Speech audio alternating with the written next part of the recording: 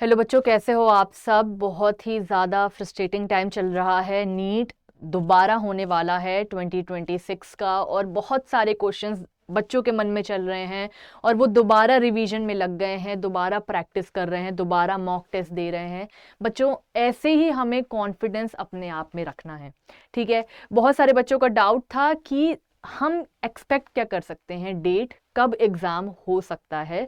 तो बच्चों, अगर हम देखें तो अभी हमको ये पता है कि हमारे CUET UG है, उसकी जो कंडक्टिंग बॉडी है वो NTA है, जो कि 31 मई तक आपका CUET UG चल रहा है, ठीक है। उसके बाद आपका 7 जून है, जिसमें आपको प्रोबेबली 26 दिन मिलेंगे, जो कि मुझे लगता है काफ़ी जल्दी है, क्योंकि 22 लाख बच्चों का फिर से एग्ज़ाम लेना कोई छोटी बात नहीं है, क्योंकि फिर से सारी सिक्योरिटी वाइज सब चीज़ देखी जाएगी, फिर से एडमिट कार्ड रिलीज होगा, तो अभी थोड़ा टाइम और मिलेगा, ठीक है। तो 7 जून मुझे लगता है कि काफ़ी ज़्यादा कम है, 26 दिन। बट उसके बाद जो हफ्ता आ रहा है, संडे आ रहा है, वो है 14 जून, जिसमें आपको 33 डेज मिलेगा, जो कि प्रोबेबिलिटी हो सकती है एग्जाम होने की, ठीक है। यानी कि 14 जून को आपका एग्जाम हो सकता है, जिसमें आपको 33 डेज मिलेंगे, और ये हम प्रोबेबिलिटी मान के चल रहे हैं, ठीक है।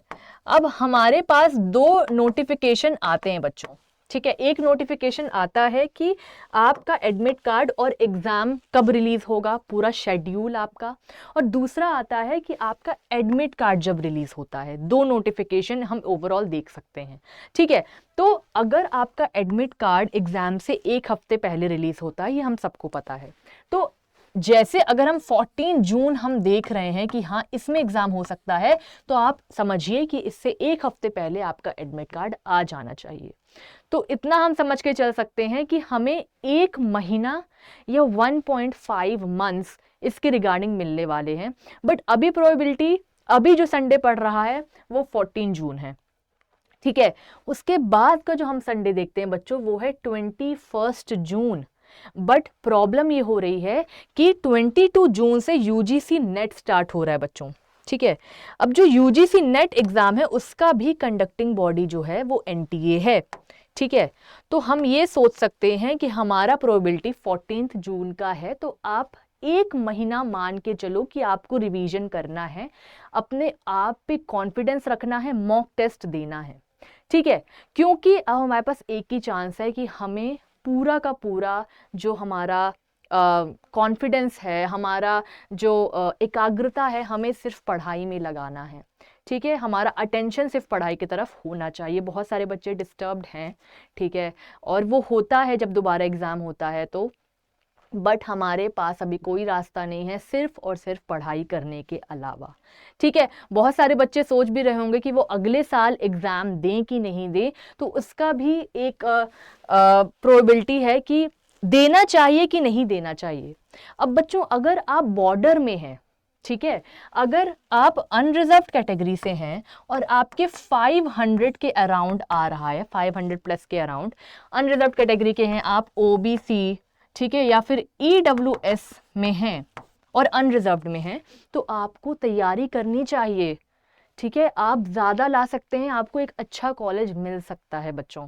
हमें अपना जो कॉन्फिडेंस है वो नहीं गिराना है। अगर आपके 500 प्लस आ रहे थे इस बार, तो आप कोशिश करिए कि आपकी और ज़्यादा नंबर आ जाएं, क्योंकि आप बॉर्डर में हैं, ठीक है। SC ST की बात करें बच्चों, तो 450 प्लस हैं या फिर 400 प्लस हैं, तो आपको प्रैक्टिस करनी होगी। आप ये वाला एग्ज़ाम दीजिए, ठीक है। आपके पास अभी इनफ एक महीने का टाइम है, जिसमें आप खुल के मॉक टेस्ट दे सकते हैं, रिवीजन कर सकते हैं, ठीक है बच्चों। अड्डा की तरफ से आपको फ्री बैचेस मिल रहे हैं। आप लिंक में जाएंगे डिस्क्रिप्शन में, आपको मिलेगा फ्री बैच, ठीक है। वहां से आपको कोई भी वीडियोस देखनी हो, किसी भी सब्जेक्ट की वीडियोस देखनी हो, सब आपको फ्री में मिलेगा। साथ ही साथ आपको मिलेगा मॉक टेस्ट, ठीक है। तो अगर आप चाहते हैं कि आपको फ्री में मिल जाए सारा बैच वगैरह सब, मॉक टेस्ट भी आप दे सकें, ताकि ये टफ टाइम पे आपको इजी से आपकी तैयारी हो जाए, तो आपको कूपन कोड लगाना है रीनीट करके। बच्चों आप वहां जाएंगे और रीनीट लिखेंगे तो आपको फ्री एक्सेस मिल जाएगा, ठीक है। और बच्चों जो भी हम कर सकते हैं वो हम करेंगे, आप हमें कमेंट सेक्शन में बता सकते हैं, क्योंकि बहुत टफ टाइम चल रहा है और यही टाइम है आपके साथ मिलकर सपोर्ट करने का, ठीक है। तो पूरा हम आपके साथ हैं, आप रीनीट कोड अप्लाई करिए वहां पर और फ्री एक्सेस आपको पूरे बैच का मिल जाएगा। सारे मॉक टेस्ट वहां पर अवेलेबल हैं, सारे बैचेस वहां पर अवेलेबल है, ठीक है। अब बहुत बार बच्चों क्वेश्चन है कि एग्जाम टफ आएगा, इजी आएगा, मॉडरेट आएगा। बच्चों ये आपके हाथ में नहीं है, जो हमारे हाथ में नहीं है हमें वो सोचना ही नहीं है। जो आपकी तैयारी पहले थी आपको वही फिर से रखनी है। थोड़ा बहुत अपडेट करना चाह रहे हो इस 1 महीने में, अगर आपसे हो पा रहा है बिना किसी टेंशन के, तो आपको वो करना है। नहीं तो जो आपकी तैयारी है उसी में आपको रिवीजन करना है, मॉक टेस्ट देना है, ठीक है। 2026 में पेपर इजी था, ठीक है। 2025 में बहुत ज़्यादा टफ कर दिया, ठीक है। 2026 में इजी था, अब टफ करेगा मॉडरेट करेगा कुछ भी नहीं कह सकते। अगर देखा जाए पैटर्न के हिसाब से तो टफ होने के चांसेस हैं, बट ये भी है कि एनटीए को पता है कि बच्चे काफ़ी ज़्यादा फ्रस्ट्रेटेड हैं, तो हो सकता है वो सिंपल पेपर दें ताकि बच्चों को थोड़ा सा फ़ायदा हो जाए। बात इतनी सी है कि अगर जेन्युइन लेवल पर एग्जाम होगा, मैल प्रैक्टिस नहीं होगी, पेपर जितना भी टफ आए ऊपर के 50,000 बच्चे ही सिलेक्ट होंगे। तो हमें ये सब सोचना ही नहीं है कि पेपर इजी आएगा टफ आएगा, हमको सिर्फ एग्जाम देना है और अच्छे नंबर से पास होना है, क्वालिफाई होना है फॉर गवर्नमेंट कॉलेज, ठीक है। तो इजी आया टफ आया ऊपर के 50,000 बच्चे ही लिए जाएंगे, तो आप इसमें मत पढ़िए, क्योंकि एनटीए कुछ भी कर सकता है, कैसा भी एग्जाम दे सकता है। पहले भी उसने जब दोबारा एग्जाम दिया है तो टफ ही दिया है, बट हम ये सोच के चलेंगे कि एक मॉडरेट काइंड ऑफ पेपर आ सकता है। बट वही बात है कि एनटीए क्या सोच रहा है ये हमारे हाथ में नहीं है, और कोई भी अपडेट एनटीए की तरफ से आती है तो वो हम आपको सबसे पहले बताएंगे। और आप अगर कुछ और चाहते हैं तो वो भी आप कमेंट सेक्शन में लिख सकते हैं, ठीक है बच्चों।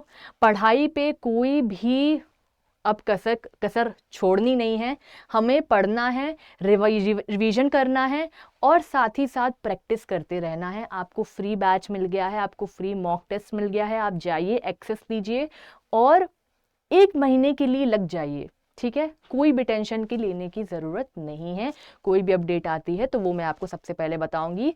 तो चैनल के साथ बने रहिए और इसको फॉलो सब्सक्राइब कर दीजिए। Thank you.